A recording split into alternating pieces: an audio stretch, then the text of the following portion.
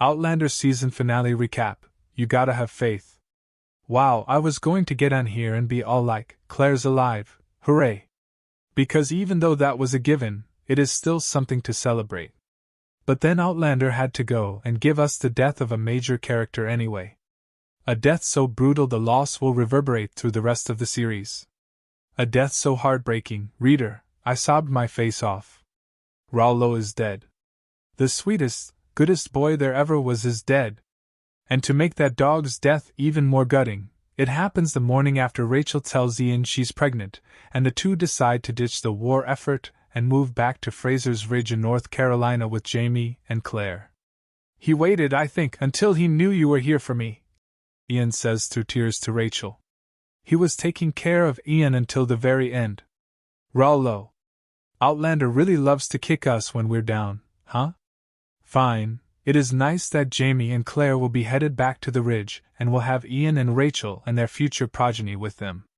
Unbeknownst to our mom and dad, they'll have even more family to tend to on the homestead in the near future.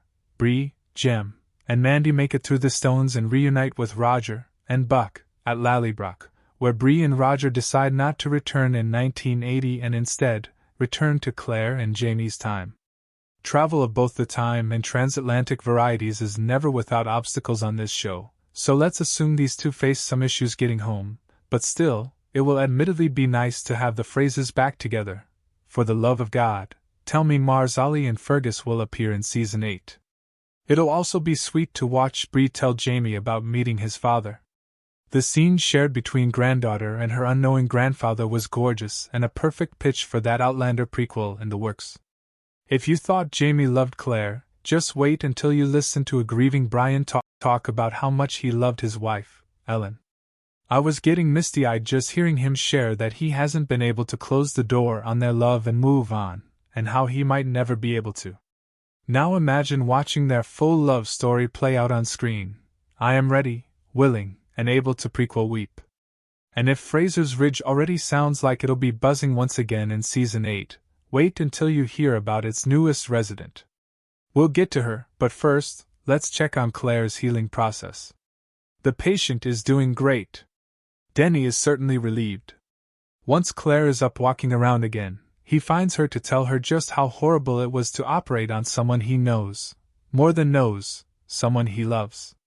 She tells him that if she ever has to operate on family, she hopes she does it as well as he did.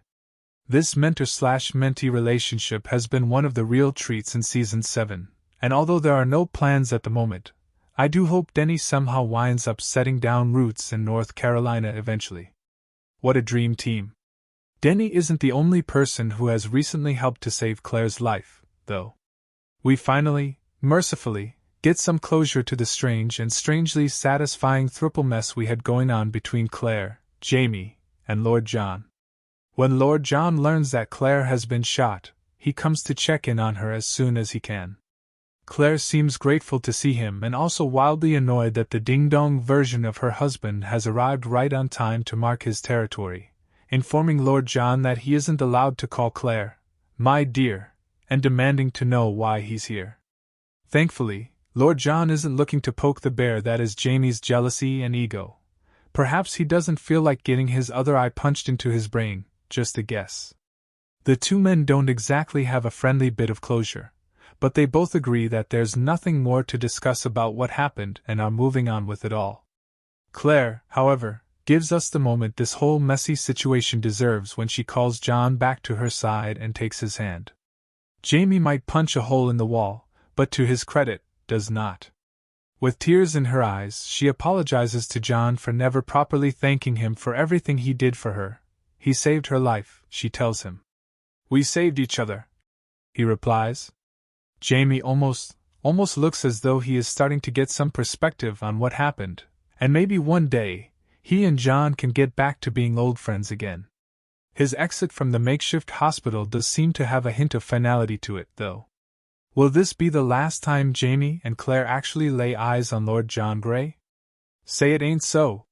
Regardless, it's hard to be too angry with Jamie in this episode because, once again, he remains so goddamn swoony when it comes to his wife.